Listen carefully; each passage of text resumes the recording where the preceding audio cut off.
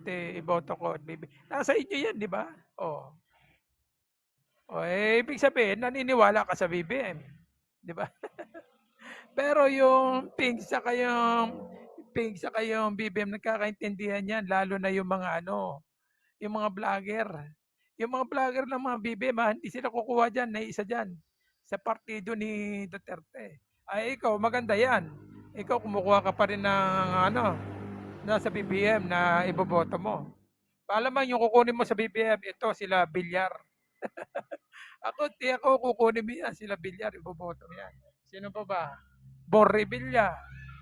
Basta yung sa alyansa ng BBM, ay yung mga identify. Baka yun yung tinutukoy mo na iboboto yan. Pero yan, yung binabanggit ko sila, Villar, Tolentino, Bong Revilla, sino pa ba? Lito Lapid, Cayetano, mga identify na Duterte yan. Okay, alam ko, yan yung iboboto mo. Kaya sinasabi mo ngayon, boboto ka rin kay BBM, di ka kukuha. Walang problema dahil Duterte ka nga, di ba? Boto mo sila. Pero yung binanggit ko na 5 na yan, hindi iboboto ng mga BBM supporter yan. Kaya sabi ng mga BBM supporter, lalo yung mga vlogger, hindi mga identify yan, mga pro-China yan eh. Oh. Diba? Pro-China yan eh. Oh.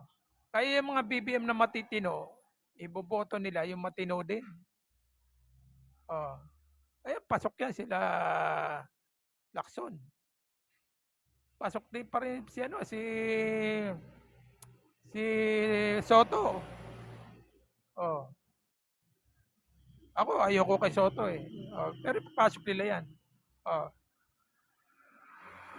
Pasok yan sila Binay. Papasok yan. Sino pa ba nandoon?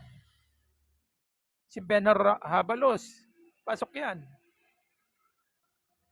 Sino pa ba?